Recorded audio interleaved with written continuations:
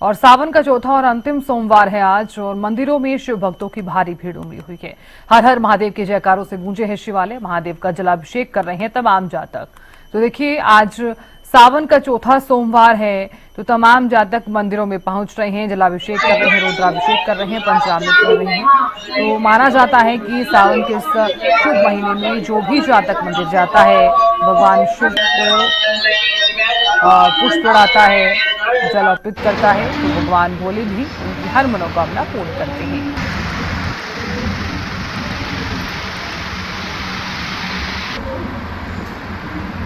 आज सावन का चौथा सोमवार है और इस बार के सावन का ये अंतिम सोमवार है। तो ऐसे में भक्त बड़े श्रद्धा भाव से भगवान भोलेनाथ को प्रसन्न करने के लिए मंदिरों में पहुंच रहे हैं। मैं इस समय गरोंडा के ऐतिहासिक और प्राचीन देवी मंदिर में मौजूद हूँ और यहाँ इस मंदिर परिसर के लिए, यहाँ की दिव्य प्रतिमाओं के लिए बेहद आस्था और विश्वास आसपास के लोगों का है। मेरे साथ आचार्य मणिप्रसाद गौतम है, उनसे बात कर लेते हैं। आचार्य जी, सबसे पहले जानना चाहेंगे कि आज सावन का चौथा सोमवार है, क्या कुछ नक्षत्र, क्या कुछ योग आज के दिन बन रहा है और क्या कुछ महत्व इस सोमवार का आप देखते हैं? पहले तो सभी भक्तजनों के लिए महादेव, हम यही कामना करेंगे प्रभु परमात्मा आदिदेव श्री महादेव से कि ये राष्ट्र सुरक्षित रहे और राष्ट्र की प्रगति हो और सभी भक्तजन जो है ना प्रभु परमात्मा के चरणारविंद में अपने मन को लगाए रहें और अपने उत्तरोत्तर कार्य को आगे बढ़ाएं। तो आपने कहा योग, तो योग तो कहते हैं कि श्रावण मास, ये परम पवित्र मास जो चल रहा है भगवान भोलेनाथ का, ये कहते हैं श्रावण मास में ही थोड़ी सी पूजा में प्रभु परमात्मा बहुत प्रसन्न हो जाते हैं। वैसे तो उनका नाम आशुतोष है। पंच महाभूतों के ये जो है कि विधाता हैं, साक्षात ये ब्रह्मांड को अगर किसी ने पैदा किया है और प्रभु परमात्मा ने, ये भोलेनाथ ने, प्रकृति का जो है ना एक जुड़ाव है भोलेनाथ से, क्योंकि भोलेनाथ ने ही प्रकृति को पैदा किया है। अब योग की बात है तो अनुराधा जो है नक्षत्र है और महायोग चल रहा है ये, और कहते हैं जब तक सूर्यास्त नहीं होगा तब तक प्रभु परमात्मा की आराधना उपासना हम करेंगे। प्रभु परमात्मा को जो है कि अभिषेक, वैसे आप देखेंगे तो 4 पहर के अभिषेक भी होंगे, 3 पहर के भी अभिषेक होंगे, रुद्राभिषेक चलेगा, जलाभिषेक चलेगा और दूध, घृत, मधु, शहद इत्यादि पंचामृत से जो कहते हैं, जो हमारे पंच महाभूत पुष्ट होते हैं, तो प्रभु परमात्मा को ये पंचामृत चढ़ाने से कहते हैं हमारी आदि व्याधियां दूर होती हैं और हमें मनोबल मिलता है। दूसरी बात, हमारे अंदर ऊर्जा प्राप्त होती है। तो कहते हैं जैसे कि मोबाइल की रेंज है मगर नजर नहीं आती, ठीक वैसे ही प्रभु परमात्मा की अदृश्य शक्ति हमें जो है ना आशीर्वाद देती है और हम अपने परिवार में और जीवन में और कहते हैं आगे बढ़ने के लिए हमें एक सहायक बनता है। आचार्य जी, अलग अलग सोमवार को हमने देखा कि अलग अलग तरह के अलग अलग पदार्थों से जो है अभिषेक भगवान भोलेनाथ का किया जाता है। आज के दिन जो है वो क्या कुछ महत्वपूर्ण देखते हैं इसमें कि यदि कोई श्रद्धालु यहाँ पर पहुँचता है और मनवांछित फल पाना चाहता है तो उसको आज भगवान भोलेनाथ का अभिषेक जो है किस चीज से करना चाहिए, या क्या कुछ पूजा विधान जो है आज के लिए कुछ अलग से है?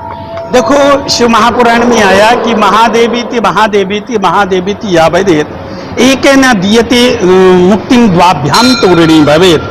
अंतःकरण से निर्मल भाव से, पहले तो अंतःकरण से निर्मल भाव से जो भगवान भोलेनाथ को कहते हैं, प्रभु परमात्मा ने स्वयं कहा कि अंतःकरण से जो मुझे एक बार भज लेता है तो मैं इसको मुक्ति दे देता हूँ और द्वाभ्याम तो ऋणी भवेत, दूसरी बार जब अंतःकरण से मेरा नाम लेता है तो मैं उसका ऋणी हो जाता हूँ।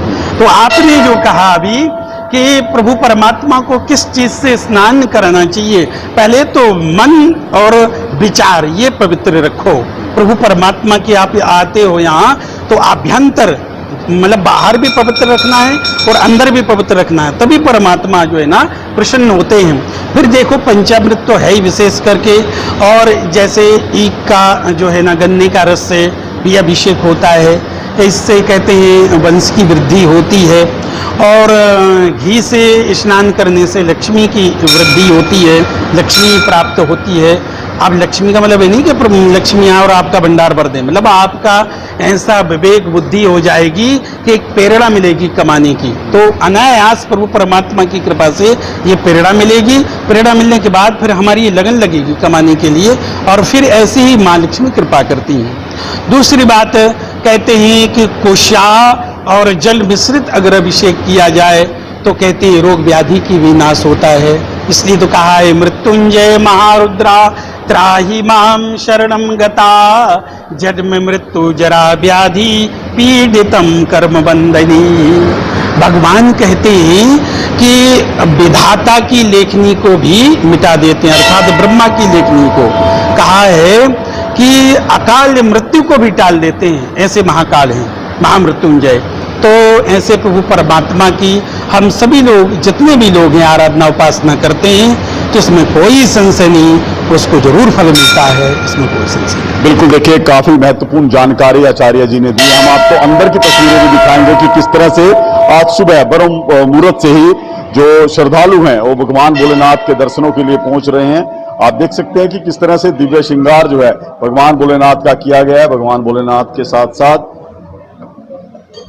आप देख सकते हैं कि पूरे जो शिव परिवार है उसका श्रृंगार आज जो है किया गया। आप तस्वीरें देख सकते हैं कि किस तरह से दूध से, पंचामृत से और अन्य पदार्थों से भगवान भोलेनाथ को जो है अभिषेक उनका किया जा रहा है। आशुतोष महाराज के लिए आज का दिन विशेष है क्योंकि आज सावन का, इस साल के सावन का ये अंतिम सोमवार है और सुबह बहुमुहूर्त से ही जब मंदिरों के, शिवालयों के, देवालयों के दरवाजे खुले थे उसी समय से भक्त जो हैं भगवान भोलेनाथ का पूजन अर्चन करने के लिए पहुंचना शुरू हो गए थे और अभी भी ये सिलसिला लगातार जारी। आप देख सकते हैं कि बड़ी संख्या में भक्तों की भीड़ है और जिस तरह का योग बन रहा है उसके अनुसार आचार्य जी ने बताया था कि आज सूर्यास्त तक इसी तरह से भगवान भोलेनाथ का पूजन जो है वो जारी रहेगा। इसी तरह से भक्त जो हैं वो भगवान भोलेनाथ की पूजा के लिए इसी तरह से मंदिरों में पहुंचते रहेंगे। और आज जिस तरह से बताया कि आज जो विशेष योग बन रहा है उसमें भगवान भोलेनाथ की किसी तरह से पूजा की जाती है, जलाभिषेक किया जाता है,